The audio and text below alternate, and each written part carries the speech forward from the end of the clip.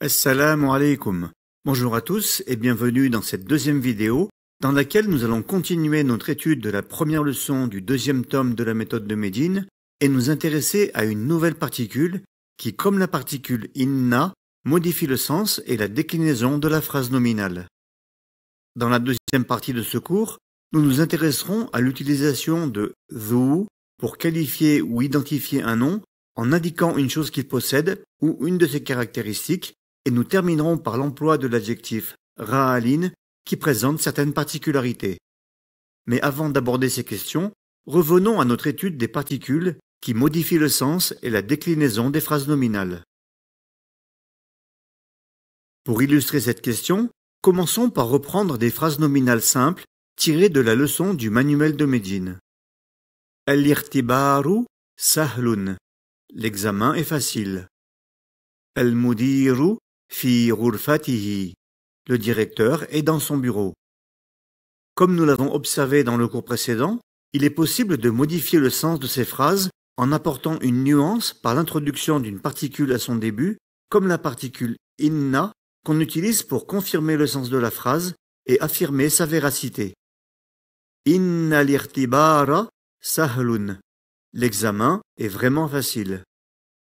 Inna al-mudira fi ghurfatihi. Je confirme que le directeur est dans son bureau. C'est-à-dire que j'en suis sûr et que cela ne fait aucun doute.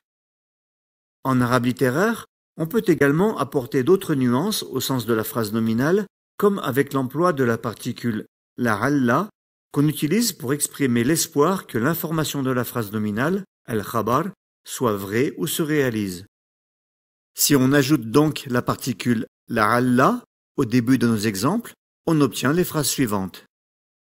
La'alla l'irtibara sahrun. J'espère que l'examen est facile.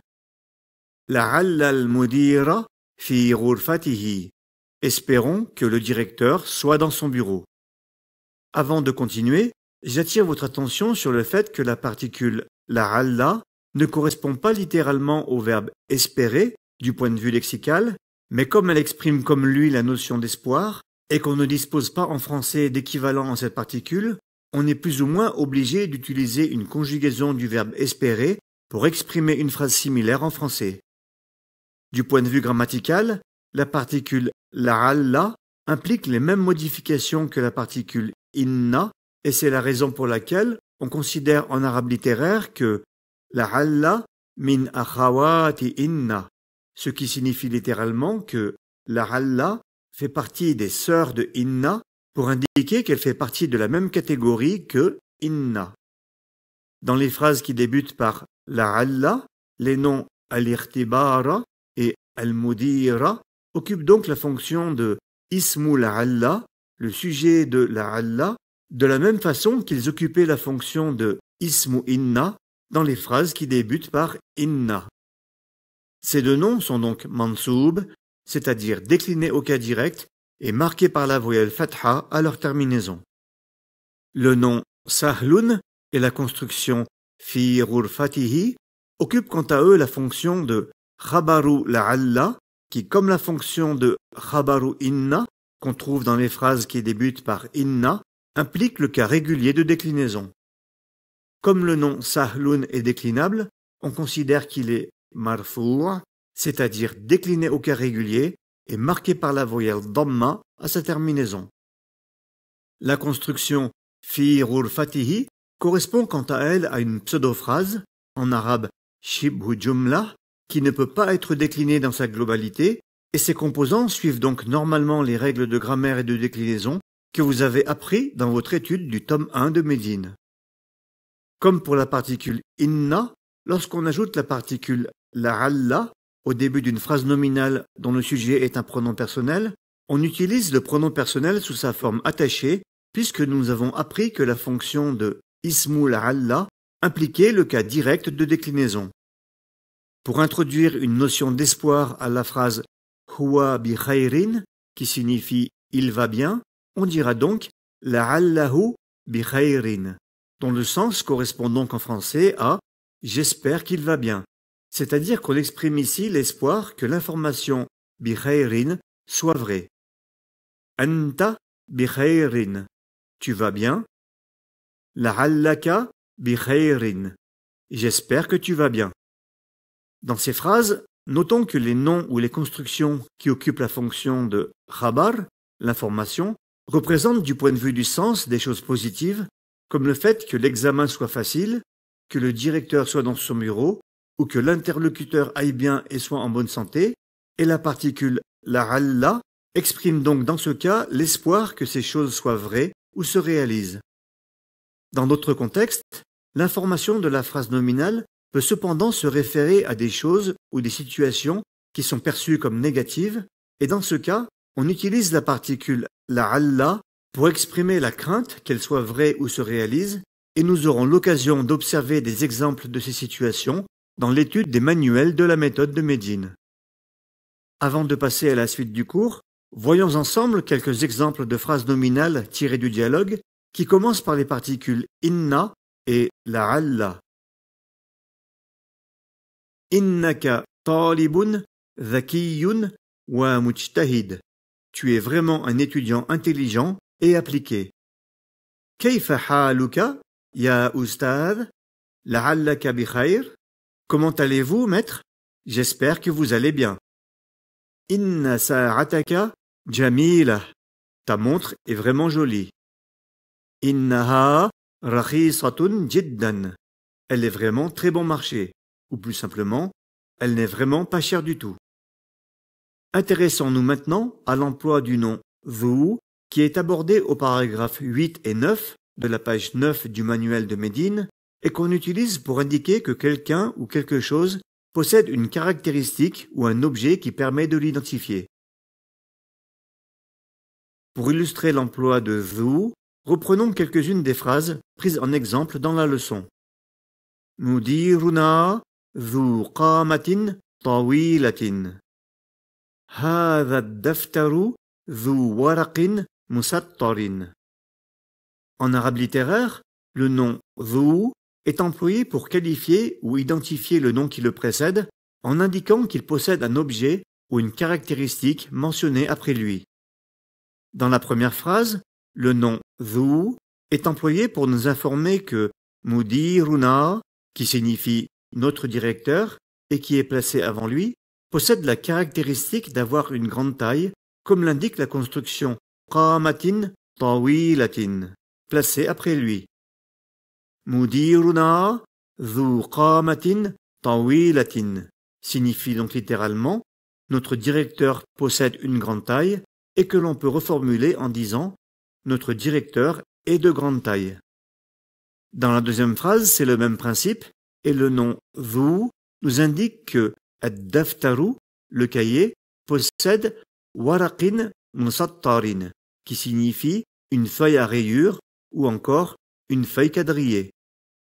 La phrase hadha ad-daftaru dhu waraqin musattarin signifie donc mot pour mot ce cahier possède une feuille à rayures, mais dans le sens global correspond en français à la phrase ce cahier est à feuille quadrillée. Al-masjidu alladhi fi hayyina dhu manaratin wahidatin. La mosquée qui est dans notre quartier possède un seul minaret. Dans chacune de ces phrases, le nom dhu occupe donc la fonction de khabar, puisque son rôle est d'apporter une information sur le sujet, mais il peut aussi être employé en position d'adjectif qualificatif, an-naht, comme dans l'exemple suivant. Ahmadu talibun dhu ilmin wa khuluqin. Dans cette phrase, c'est le nom talibun qui occupe la fonction de khabar, puisque la phrase serait complète si on décidait de la terminer après le nom talibun, même si le sens serait alors plus restreint. Ahmadu talibun. Ahmed est un étudiant.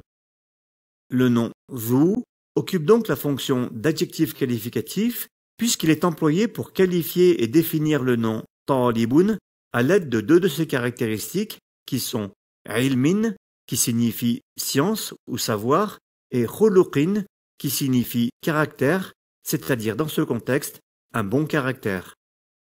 Ahmadu talibun dhu ilmin wa khuluqin.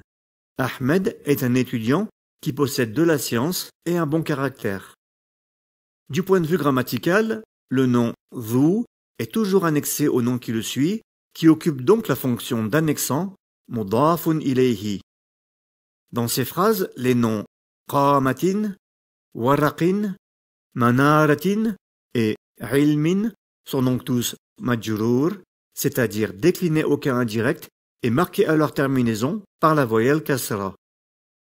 D'autre part, le nom dhu s'emploie uniquement pour qualifier ou identifier un nom masculin singulier, comme c'est le cas dans nos exemples des noms mudiru, ad-daftaru, al-masjidu et talibun.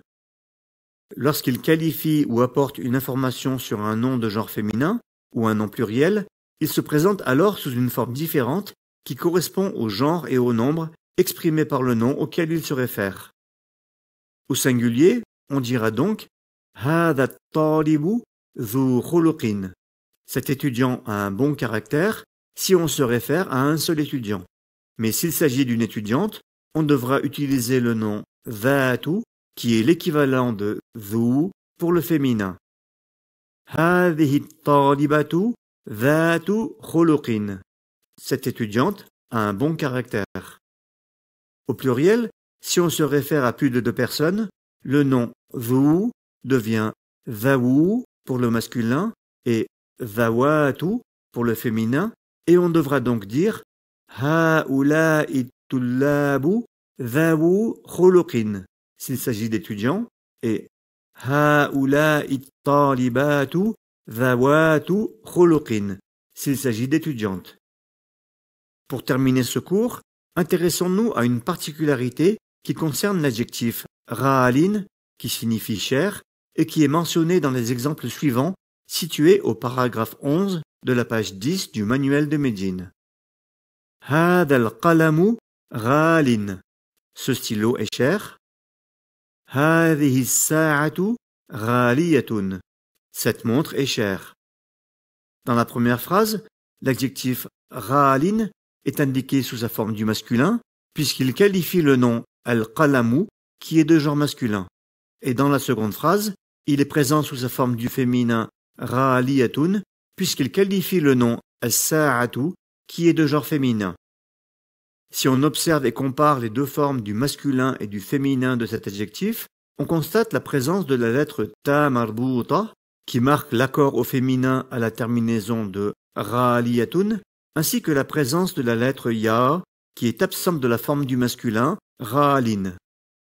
En effet, la construction de l'adjectif ra'alin est le résultat d'une transformation de sa forme d'origine ra'aliyun en raison de son appartenance à une catégorie de noms qui perdent la lettre ya de leur terminaison lorsqu'ils sont construits sur leur forme du masculin indéfini.